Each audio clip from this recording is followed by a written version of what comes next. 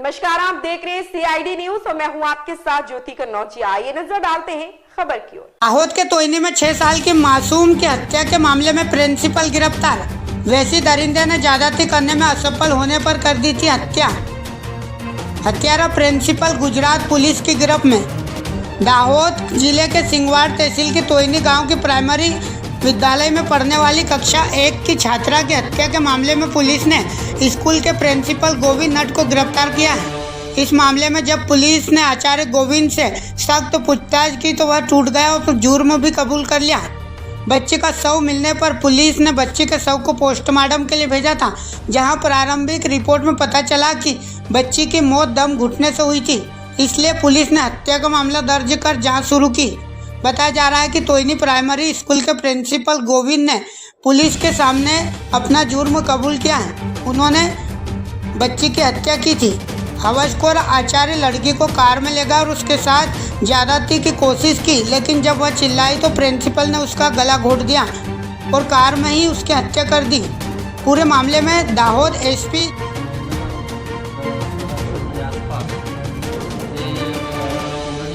પ્રાથમિક શાળાની compound wall પાસેથી શાળાના પ્રેમાઇસીસમાં જે બાળકી ધોરણ 1માં અભ્યાસ કરતી બાળકીની લાશ મળેલી એ બાબતમાં એમનો પોસ્ટમોર્ટમ કરાવેલ। બીજે દિવસે પોસ્ટમોર્ટમ રિપોર્ટ આવતા એમાં ધ્યાન પર આવેલ સ્મોધરિંગથી બાળકીનું મૃત્યુ થયું છે, મતલબ એનો શ્વાસ રૂંધી દેવાના કારણે બાળકીનું મૃત્યુ થયું છે। આ પ્રાઇમરી કોઝ ઓફ ડેથ હતા।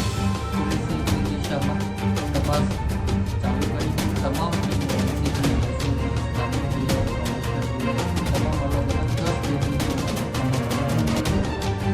શાળામાં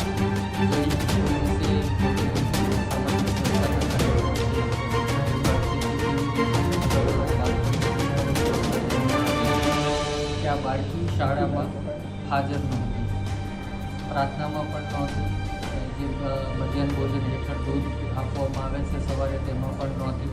તો એના પરથી બાળકોના નિવેદનો અને શિક્ષકોની પૂછપરછથી પ્રસ્થાપિત થયું કે બાળકી શાળાએ પહોંચી નહોતી।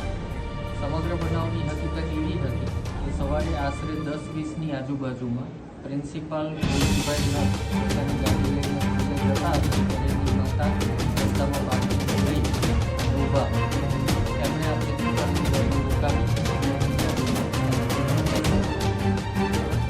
ત્યારબાદ સમગ્ર ઘટના એવી બની કે આ પ્રિન્સિપાલ રસ્તામાં પોલીસ બાળકી સાથે ડિસ્કશન કરવા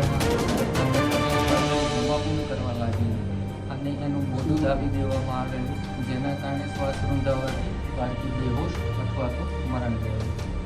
ત્યારબાદ આ પ્રિન્સિપાલ પોતાની ગાડી, જે સંપૂર્ણપણે કાળા કાચવાળી ગાડી રાખે છે, આ પ્રિન્સિપાલે પોતાની ગાડી શાળામાં જઈ નિયત જગ્યાએ પાર્ક કરી લોક કરી દીધેલી। સાંજના આશરે 4:45 એણે ગાડીના કાચ થોડા ખોલી નાખેલા, જેથી કોઈ વ્યક્તિ જોવે તેવો પ્રસ્થાપિત થઈ શકે આ ઉપરાંત જ્યારે શાળા છૂટી ત્યારે પ્રિન્સિપાલે બધાને રવાના કરી દીધા અને પોતાની હાથેથી ઉપાડી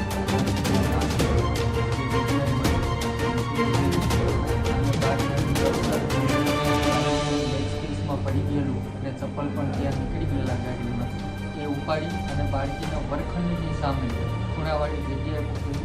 જે અમારી પૂછપરછમાં બાળકોએ સ્પષ્ટપણે જણાવ્યું કે આખા દિવસ દરમિયાન આ દફતર અહીંયા નહોતું। આ તમામ હકીકતો ધ્યાનમાં આવતા તમામ શિક્ષકોને આપણે લીમખેડા પોલીસ સ્ટેશને સઘન અને સતત પૂછપરછ કરેલી અને તમામ ટેકનિકલ ડેટા એનાલિસિસ કરતા પ્રિન્સિપાલ કબૂલાત કરેલી અને માન્ય કરેલું જે પહેલાં શું કરતા હતા ખ્યાલ તમને રોકાઈ તમામ બાબતોમાં સત્ય સામે આવ્યું અને